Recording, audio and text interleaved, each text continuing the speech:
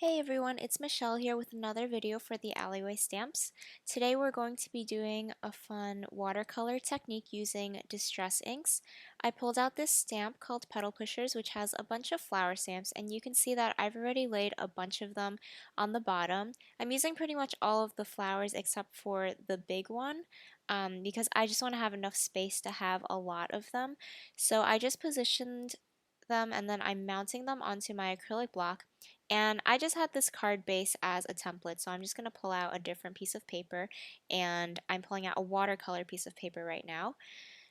So I am prepping this watercolor piece of cardstock, which is cut to 4 1/4 by 5 1/2, with some anti-static powder, because we're going to be doing some white heat embossing.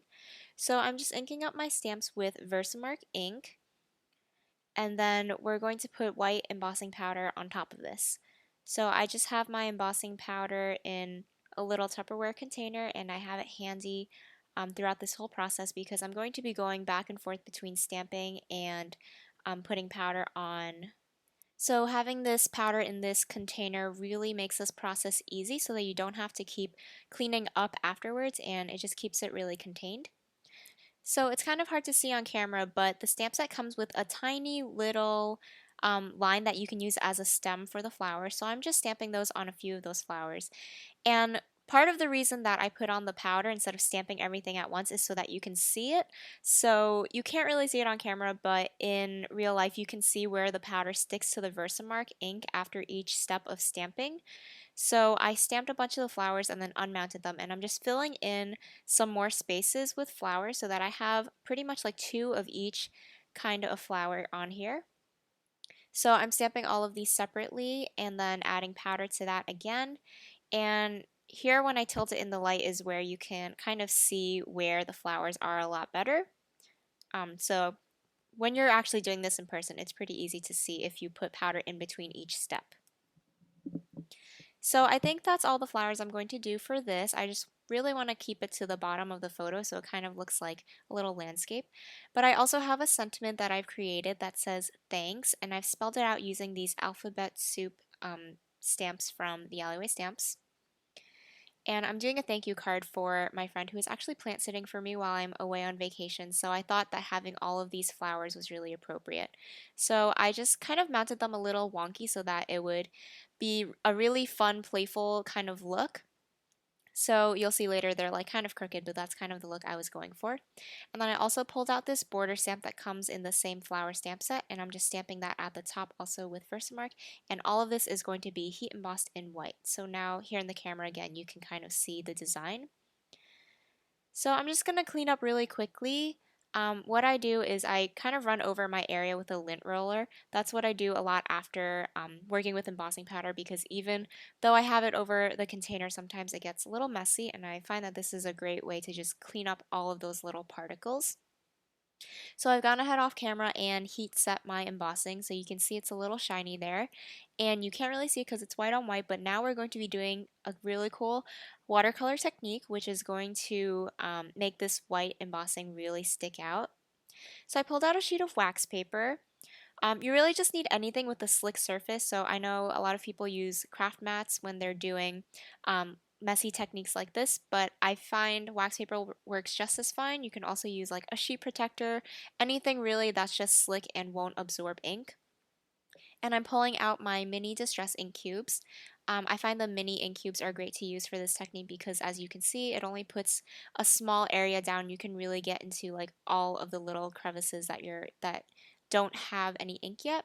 So I'm just putting down different colors. I'm going for kind of like a sky soft background, so I'm doing like blues and purples, but I also put in some yellow there because I thought it would give a nice brightness to this. I'm just putting my piece of paper over to make sure I have enough ink to cover the entire area. And I'm going to pull out my little mister. This just has plain water in it. If you want to go for a really shiny look, you can put some perfect pearls in your water. But today I just wanted to go with simple plain water. So you can just see I'm just misting a lot of water on top of this.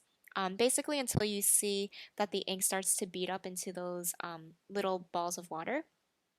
And then I'm going to place my paper down, embossing side down. and kind of just like smush all of the ink around. You can see it kind of like squeezes out of the edges, and that's kind of what you want to see to know that it's um, all of the ink is mixing well. So this is kind of what it looks like at the end. You can still see it's still very soft, but I'm going to go ahead and dry this with my heat gun just to speed up the process. And we're going to dip this back into the ink that I've left. I haven't cleaned that up because I know I want to kind of like pounce my paper back into those little droplets to create more depth.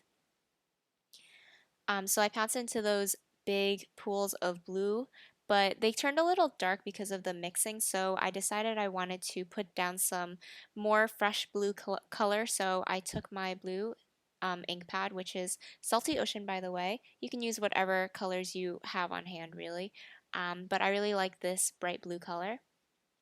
So I just went ahead and put a little bit more on my wax paper where there's a bit of empty space.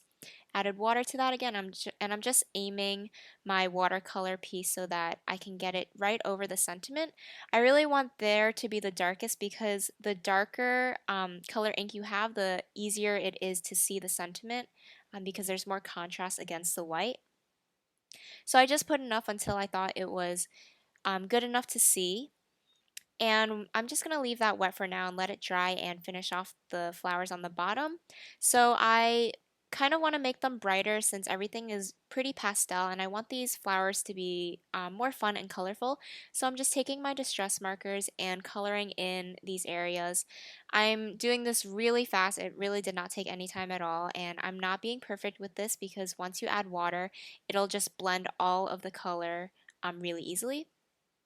And you can see I'm really not even taking care to like wash my brush in between each color. This is a water brush, by the way. Usually I just wipe it off in between colors, but I feel that with this technique it doesn't matter so much because you're already going on top of previously watercolored pieces, so blending of color is not really an issue.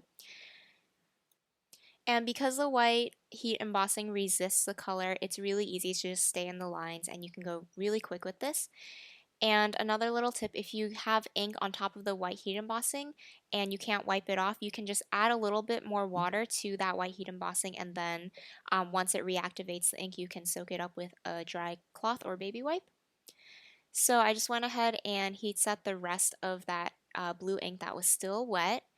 And once that was done, I adhered it to a white card base, and that finished off the card. Here are some close-up photos. This is a super fun technique to try with these distress inks to create a watercolor background, and I really love the look of when you kind of like put the dry watercolor piece back into those droplets and it creates more layers of watercolor. I think that's really cool. And it's just really interesting to have different layers of watercolor with the flowers on top being like a brighter kind of watercolor and then the background being pastel. So I really enjoyed making this card and I hope you enjoyed watching it too. On screen here, I have some other videos that I've done that have more watercolor techniques. Some of these are with distress ink, some of them are with gelato, so you can just check them out and really explore with some fun painting. Thank you so much for watching. Make sure to subscribe to my channel and the Alleyway Stamps, and I hope to see you again soon.